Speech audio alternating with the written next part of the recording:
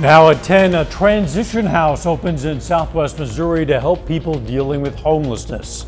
Plus, authorities in southwest Missouri have some advice for kids if they become separated from their parents. And the Webb City Police Department hosts a Kid ID event. The 4 states' most watched news starts now.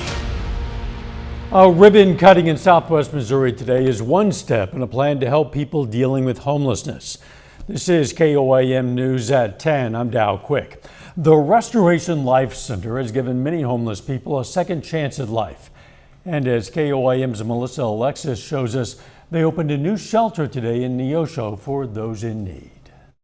I've had periods of time that I've picked food up off the ground and I've dumpster dived for food. Homelessness is a battle that Karen Holsinger fought for 7 years after she became addicted to methamphetamine and could no longer afford housing. Often on the streets, mostly on and addicted to the dope and feeling very hopeless. Through her struggle, she began to feel like things may never improve. I was just completely done. I checked myself in for a psychiatric stay. Everything changed when Holsinger found shelter at Restoration Life Center, where she's now a case manager. And with the new transitional shelter opening today in Neosho, the director of the shelter hopes to give more people a chance to turn their lives around. We want to see people become productive members of society and just learn that they are loved and they are worthy. Productive members of society like Holsinger, who hopes the new transitional shelter will give others the same opportunities it gave her. Reporting in Neosho, Melissa Alexis, KOAM News. The shelter not only offers housing, but resources for their residents to reform their lives and become independent. Bed space at the transitional shelter is given on a first-come, first-served basis. Let's check in with Chief Meteorologist Doug Hetty for a first look at the weather. Well, still not a bad day for us today. We've had pretty good temperatures over the past couple days. Humidity has been a little bit lower. 85 is where we topped out. 90 is our average. Record is 102, set back in 1980. It's 68 in Monette, 73 Anderson, 69 in Lamar. We have 74 in Iola, Parsons 77, Miami 72, Grand Lake also sitting at 72. Had a couple little isolated thunderstorms earlier this evening, but now that the sun is set, we've lost that heating of the day. Those guys are gone, so we're pretty quiet as we go through the overnight hours. We'll drop back to about 64. We return to 80 by 10 a.m. We are going to continue to have a few isolated showers over the next couple days, but we start to warm back up. Highs near 90 by Thursday and Friday, possible triple-digit heat early next week, so we're going to break it all down for you here in just a bit. See you soon. Joplin police say the driver of a tractor trailer is dead after a rollover crash. Happened just before 10 this morning at mile marker 13 on I-44 eastbound. Authorities say the semi left the roadway, struck the median cable barriers and rolled over. The driver died at the scene. The crash caused interstate traffic to slow for more than 9 hours. KOAM is teaming up with Hideout Harley-Davidson in Joplin and the Community Blood Center of the Ozarks for a special series of blood drives. The Boots, Badges, and Bandages blood drive will bring out area police and fire departments and emergency medical service providers across the Ozarks. This special blood drive will cover 7 area cities in 7 days, starting tomorrow in Mount Vernon, Missouri. If you want to roll up your sleeve to join the cause, you'll find the information on our website. That's KOAMnewsnow.com. The newest online feature of the Cherokee County Sheriff's Office could keep your home safe while you're away on vacation. Residents can fill out a home away form requesting extra patrolling around their home. The community outreach deputy developed that new form. That position was created just in January. Deputy Nate Jones says this is just one feature of the county's new crime mapping system. The form went up late last week. We tested it throughout the late last week and weekend, and so we're really trying to push it out to the citizens now. You can find the form on the Cherokee County Sheriff's Office website. After a busy holiday weekend, police are reminding parents to make sure their child knows what to do in case they're separated at an event. Before heading out, go over what your kid needs to do if they get lost. Tell them to find a trusted adult, preferably a police officer, but an employee in uniform works too. Make sure they know your contact information so they can repeat it to the adult. Teach them their name, your name, their phone number. Regularly practice that so that they can repeat it back to you. And again, if they can't recall that information, always have it written down somewhere, whether it's in their pocket, write it on their arm or on a wristband. That way, if you do get separated, we have a way to get in contact with the parents. They say all children should know their address and parents' phone number, and it's not a bad idea to teach your kid how to call 911 as well. That way they know how to get help whether they're lost or not. The Webb City Police Department is making sure local kids can easily be identified in an emergency. They handed out free child identification kits today at the Webb City Farmers Market. Kits include a card parents can fill out with information about the child, including their address and medical information. It can help authorities easily reunite a child with their parents if they do get lost. Right, so we don't release information that's not necessary when trying to find a child. Obviously, the name of the child is pretty important and a brief description. A lot of the things for medical care and stuff, it's not going to be used except for official business. It's also a card that's not going to be put into process unless the child goes missing, which is hopefully a very low possibility. So you'll keep the card and have it filled out. If something happens to the child, then you'll be able to give us the card. If you missed today's farmers market, you should know you can pick up a kit at the Webb City Police Department. Livestock of all kinds on full display at the Vernon County Youth Fair today. That story's coming up. Plus, a rodeo in Arkansas wants to change the face of what people imagine a cowboy looks like. Jeff, that's ownership built around you. When you think of a cowboy, what comes to mind? The skin color of that person is probably fair. Kayla Christian talks to the founder of one rodeo in Arkansas who wants to change that perception. If we take back to history, African Americans were the first cowboys.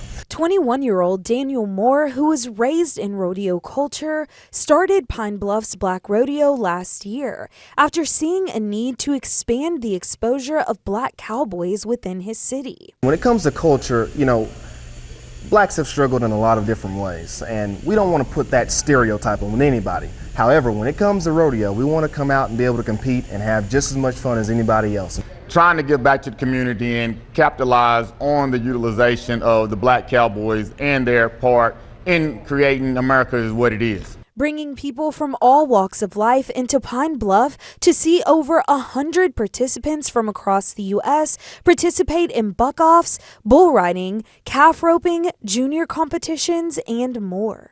It's real important because, we have a bunch of violence and to see that all people can get along, whether it's horseback or with the cow.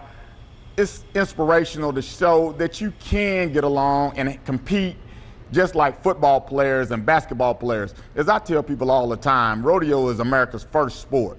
To have everybody in this one building watching the sport of rodeo, having a good time, being around each other is just an awesome experience. And using the love of rodeo as a way to motivate others. You always have to go for it. Never stop. Whatever it takes to get it done, you get it done. My philosophy in life is when life throws you rocks, you just throw them out of your way and keep pushing. You never stop, just go ahead and do it. If you've got $100 and that's all it's going to take to start your business and that's your last dollar, if you know it's going to succeed, go for it. U.S. South Arkansas Bluff City Rodeo Association plans to bring the rodeo back for next year for a full week.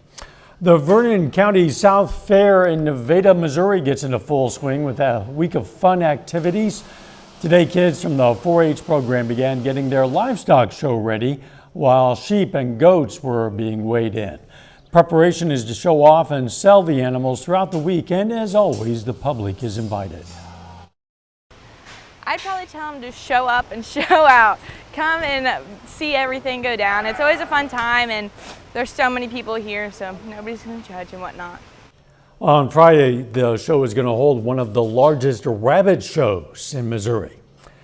The city of Parsons today cut the ribbon for the opening of an outdoor fitness court at Forest Park. The fitness court provides a way for users to leverage their body weight to get a complete workout at 7 workout stations. It's designed for adults of any age and ability. What we really hope is that people will utilize the court. They're really beautifully made. They're ADA accessible. They should hold up for a long time and be a part of this beautiful park in Parsons. And we want people to know that they can come. They can download that free app. They can have challenges and learn new exercises and start at any level that meet them where they are.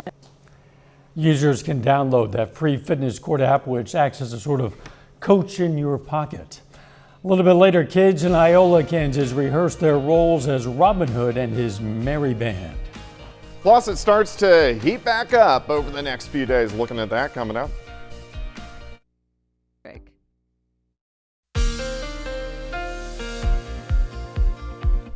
Well, of course, not a bad Tuesday for us today. We did get a few isolated thunderstorms, mainly on the Missouri side throughout the evening, but as of right now, pretty calm. We're going to stay calm. This is a nice shot of our Indigo Sky Casino and Resort. Of course, Indigo is just outside of Seneca, Missouri, but pretty much clear skies, and that's what we should see as we go through the overnight hours. You can see those isolated little thunderstorms kind of dropping through.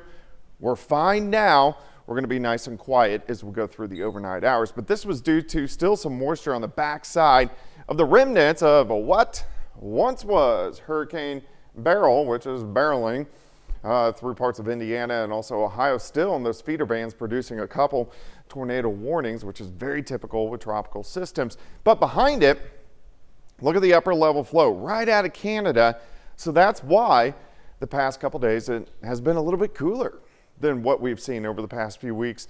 Plus the humidity hasn't been as bad. So this system ejects out, but I want you to watch what happens out to the west. High pressure slowly starts to build in.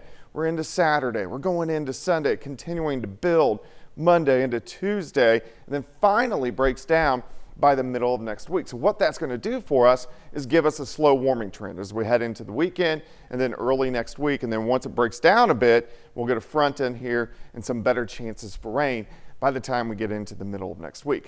Until then, just a few hit and miss storms, but pretty quiet. 70 in Carthage, 73 Anderson, 74 in Bonita. Parsons is sitting at 77 degrees. Let's go outside. Here's 7th and Rangeline. South winds are light, sitting at 71 across the region. Quiet for us tonight. We'll drop back low to mid 60s for lows. As we go through the morning, warm into the mid 80s by noon. A little bit warmer tomorrow.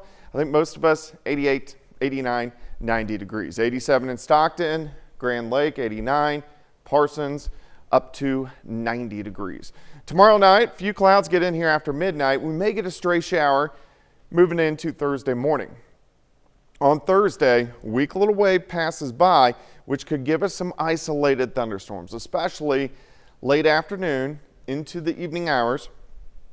Anything that would pop up, very similar to what we've seen over the past couple days, would die out once we lose the heating of the day on Thursday. All right, on your Wednesday, 67 to start, 86 by noon.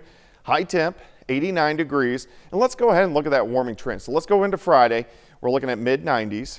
As we go into Saturday, mid 90s again. At least the humidity, not too bad. So we'll have heat indices near 100. As we go into Sunday, creeping up into the upper 90s. And then Monday and Tuesday near triple digit heat. So right around 100.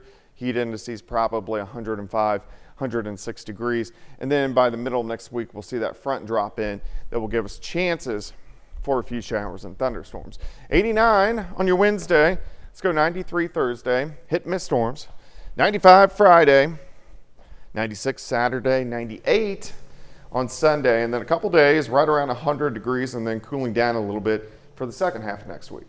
Yeah, once you hit triple digits, it's just nice to get down to doubles again. It feels much better. The triples barely fit on the, the little box there. That's true. Thanks, Doc.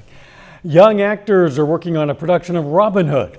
The Bolas Fine Arts Center in Iola, Kansas is partnering with Missoula Children's Theater to host a camp for the kids to practice to play. We sent photojournalist Ty Parks to check it out. Robin Hood, go find that Robin. Robin Hood. And it just allows the children of Iola and really Allen County and kind of surrounding areas, even like Woodson or Neosho County, to come here and start learning the basics about theater. It allows just those that may not have this opportunity on a normal basis. Missoula comes in and they bring in 2 professionals, and the 2 of them work together and they lead different groups. And over the process of a week, we go from auditions to a full stage production. I didn't know you were here. We like it that way. Musical performance is Robin Hood.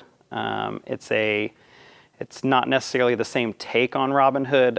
Missoula does their own little, like they take the idea of Robin Hood and then they turn it into their own musical performance. We're on the trail. And you do 4 steps that way. We're doing children's theater, and in the camp counselors I had were the people that really stuck with me and wanted me to continue doing this, and so being able to be the light for another kid, honestly, is the best feeling in the world.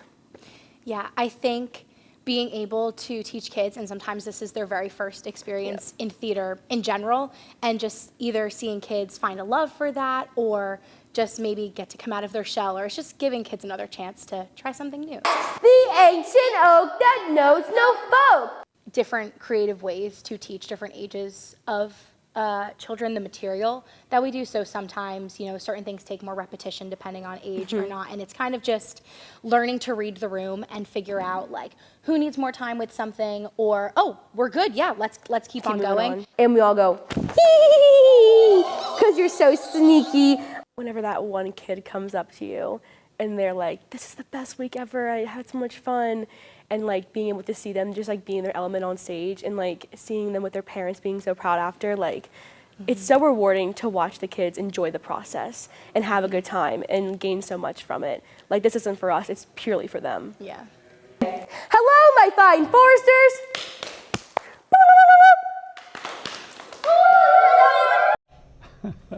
The campers will put their practice to the test with a performance of the play on Saturday at 2 p.m. Check it out. Still ahead, the Joplin Outlaws and Nevada Griffins both try to snap losing streaks tonight. John Dales has highlights and scores from those games and more coming up in sports. At Roper Honda.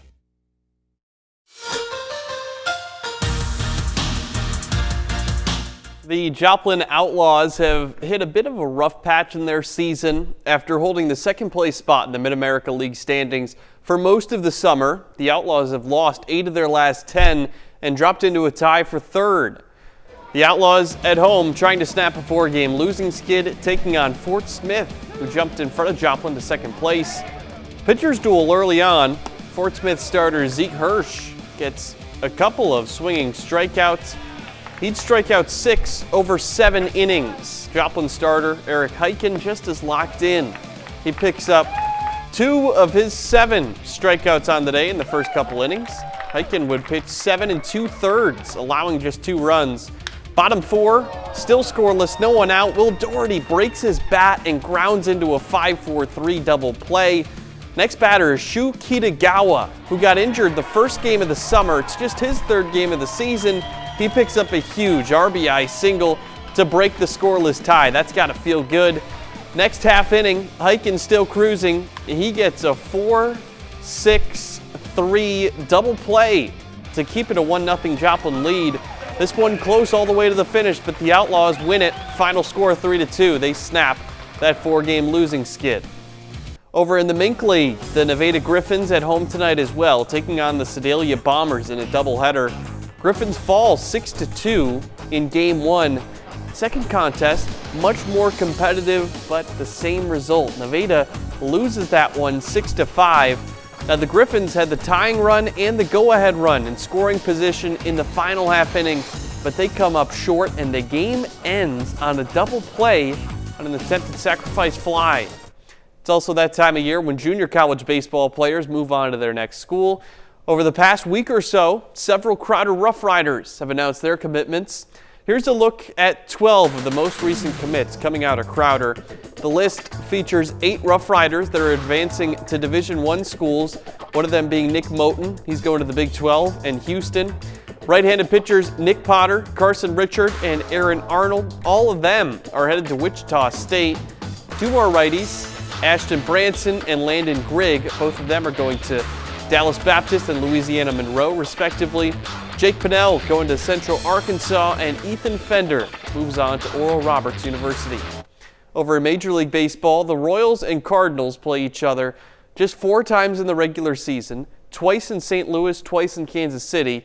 The first of those 4 games was supposed to be tonight at Busch Stadium. However, the decision got made early this afternoon to postpone this evening's game, which makes tomorrow a doubleheader in St. Louis. First game will be at 12:45. Second one scheduled for 6:45. Right now, the Royals and Cardinals both 6 games above 500. That's good enough for a wild card spot in the National League, but right now, not in the American. That's it for sports. We're back after this. Every Casey Specialty Heroes. To be the first to see breaking news, weather, and sports, why don't you download the KOIM News app? You can do it right now. It's free of charge. You'll find it in the Apple App Store and the Google Play Store. Just search for KOIM News app. Pretty nice day weather-wise, but things are going to be changing soon enough. Yeah, I'm going to talk a little closer to your mic, but yes, temperatures, they're going to be warming up over the next few days. 89 for us tomorrow, 93 on Thursday, a few isolated storms, near 100 next week. One of these days, we're going to get you your own microphone. I know. Final sports note. We have several local high school wrestlers that are going to be competing in a national tournament this weekend. We're going to hear more from them tomorrow. Looking forward to that. Thanks for joining us. Don't forget the morning show starts at 5 a.m. and let's make it a great tomorrow.